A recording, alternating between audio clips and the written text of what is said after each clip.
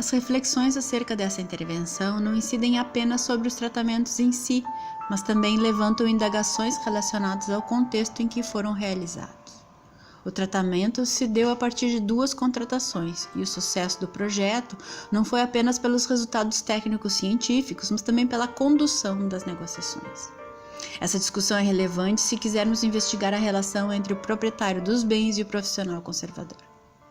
Bem, a primeira etapa se deu em 2020 com o tratamento dos vitrais, através de um contrato de empreitada, e a segunda aconteceu a partir de um acordo de tempo de trabalho para as pinturas murais, em 2021. Os bens integrados compõem parte do acervo do antigo casarão, situado em um bairro residencial nobre da cidade de Porto Alegre. Seu uso familiar permitiu uma boa conservação até a sua aquisição pela construtora, a qual reabilitou a residência para um uso múltiplo, acoplando uma nova construção de edifícios residenciais de 36 apartamentos distribuídos em 11 andares. O casarão marca um importante testemunho da cultura gaúcha, datado de 1937 e projetado por Fernando Corona. A residência permaneceu, assim, por 5 gerações para a família Bica. O painel de vitral da escadaria possui uma potência expressiva devido às suas características de composição e à própria localização. Devido à reforma, alterou consideravelmente a passagem da luz. A composição se aproxima aos vitrais europeus posteriores ao século XVI, muito mais vinculada à pintura de cavalete do que ao esquema compositivo medieval tradicional. Sua autoria é atribuída à Casa Genta, o principal ateliê de vitral do estado. O conjunto de pinturas murais encontra-se distribuído em 3 das 4 salas originalmente pintadas. Por decisão da construtora, a intervenção se ateve às 2 salas, a verde e a azul. Com relação ao estado de conservação, pode-se dizer que os vitrais estavam relativamente estáveis, existindo algumas lacunas e fraturas. Durante o tratamento, constatou-se uma possível presença de solarização, uma alteração fotoquímica, advinda de uma fotooxidação, uma mudança de valência dos íons de manganês. A estrutura de chumbo dos painéis não apresentavam óxidos, carbonatos ou outros produtos de alteração. Existiam, entretanto, fraturas nas calhas e nos pontos de solda. A estrutura metálica de apoio, entretanto, estava muito oxidado, o que exigiu um apiamento total dos painéis. As pinturas murais, por sua vez, encontravam-se em um estado de conservação variado. A camada pictórica apresentava pulverulência generalizada. Nas zonas onde houve atrito com os cortinados originais, existia uma significativa perda da camada superficial. A existência de umidade nas salas favoreceram também a germinação e proliferação de micro-organismos que alteraram a cor da camada pictórica. O emboço encontrava-se estável, mas em alguns pontos percebiam trincas próprias da movimentação da estrutura por cisalhamento e outras zonas com lacunas resultantes do próprio uso do espaço. Pontualmente, as paredes apresentavam o reboco separado do emboço. O processo de tratamento iniciou em dezembro de 2020, quando a construtora fez contato a partir de uma indicação de um profissional vinculado à Cor RS. A primeira entrevista se deu no canteiro de obra, com vários profissionais. Neste momento foi possível perceber a proximidade dos proprietários com relação ao campo da preservação dos bens culturais, qual o significado para eles e uma base de valoração a qual seria parte do conjunto de informações para o estabelecimento de metas, cronograma, honorários possíveis para a execução do trabalho.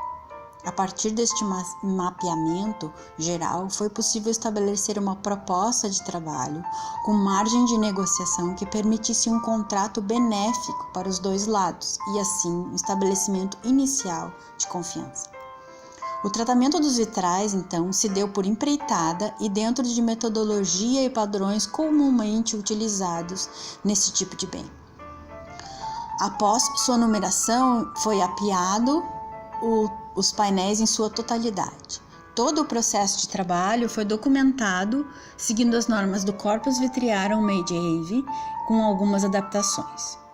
Aspectos mais controversos deste tratamento foram o uso de resinas sintéticas, assim como a dobragem de fragmento. Essas escolhas foram feitas pela retratabilidade, pelos recursos disponíveis e pelo fato de que o painel se tornou interno após as reformas feitas na edificação.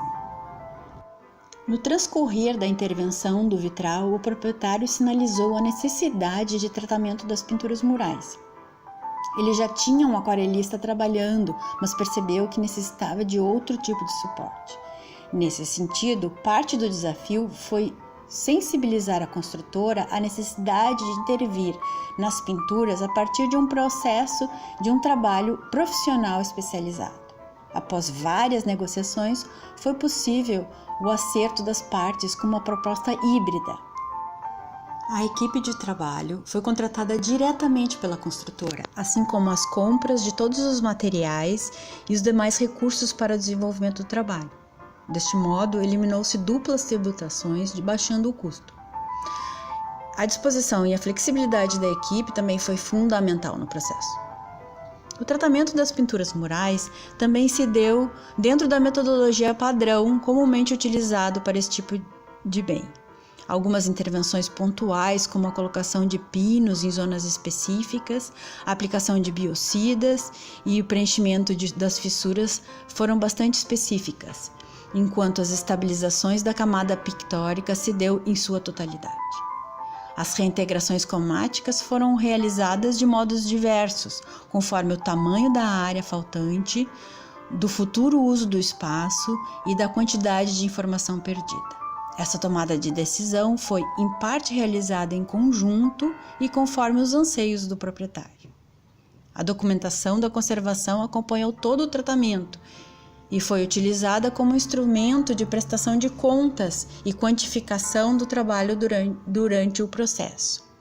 Foi elaborada uma planilha com a especificação de todos os produtos usados, com suas marcas comerciais, proporções e tipos de uso, de modo a facilitar qualquer futura intervenção.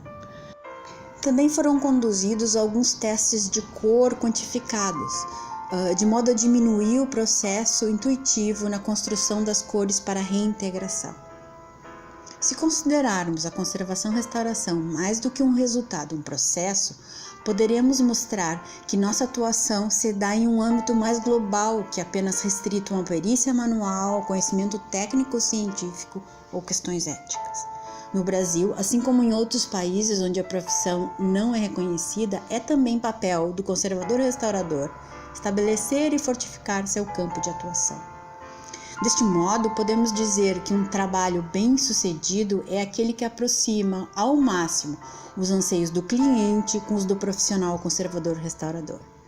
Isto significa, muitas vezes, reconhecer as potencialidades e fragilidades da profissão, o possível alcance de sua atuação, minimizando conflitos à medida que os acordos vão sendo claramente estabelecidos entre as partes. A ética aqui também é compreendida como basilar na construção de relações transdisciplinares, sem constituição de hierarquias, onde cada um possua sua máxima valorização dentro do seu saber específico e potencial de trabalho. Sem dúvida, um longo caminho ainda será percorrido rumo ao reconhecimento profissional no Brasil, e ele provavelmente só existirá quando a sociedade civil compreender melhor seu papel de atuação. Obrigada.